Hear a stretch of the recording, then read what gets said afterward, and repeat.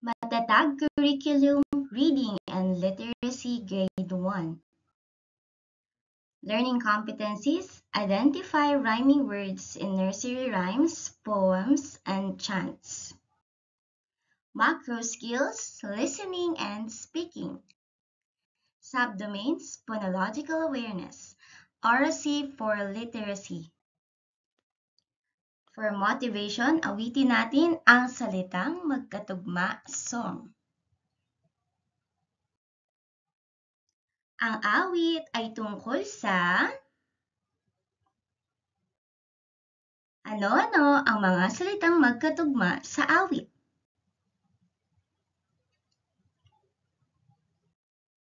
Mahusay.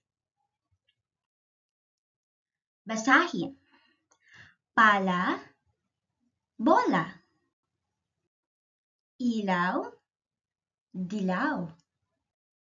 Payong, bayong. Lobo, tabo. Talong, ilong. Baso, paso. Pisara, pintura. Gunting, kuting. Unan, pintuan. Kahon, dahon. Magaling! Ngayon ay awitin natin ang bahay kubo.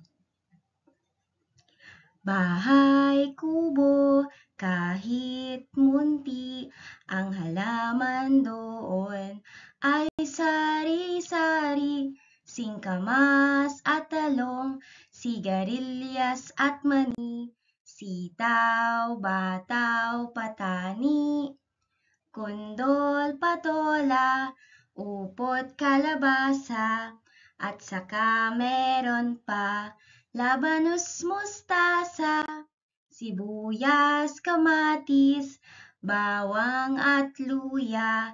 Sa paligid-ligid ay puno ng linga. Basahin naman natin ang may mga salungguhit. Munti, singkamas, sigarilyas, mani. Sitaw, bataw, patola, kalabasa. Luya, linga. Ano ang napansin mo sa mga salitang may salungguhit? Ang mga salitang ito ay salitang magkakasintunog o pareho ang tunog kapag iyong binikas. Bigkasin ang sumusunod na mga salitang magkatugma. Pala, bola. Ilaw, dilaw. Payong, bayong. Lobo, tabo. Talong, ilong. Baso, paso. Pisara, pintura. Gunting, kuting. Unan, pintuan. Kahon, dahon.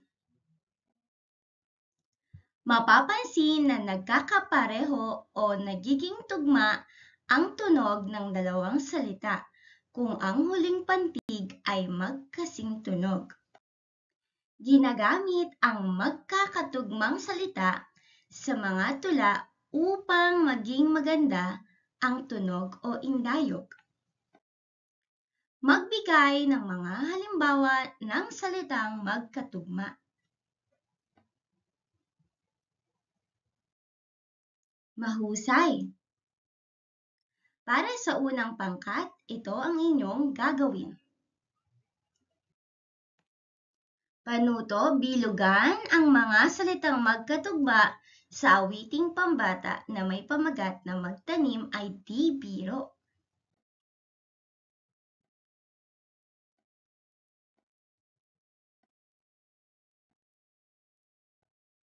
Para sa ikalawang pangkat, panuto, ikahon ang mga salitang magkatugma sa tula na may pamagat na ang aking pamilya.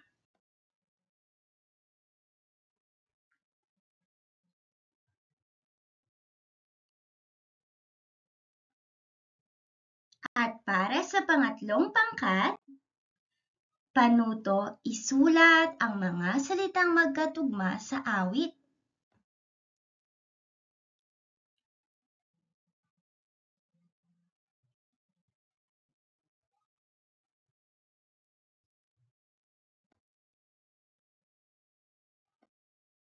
Ano ang iyong natutuhan sa ating aralin? Tandaan, salitang magkasintunog o magkatugma ang tawag natin sa mga salitang magkatulad o magkapareho ang huling tunog. Para sa inyong performance task, panuto, gumuhit at sumulat ng 5 salitang magkatugma.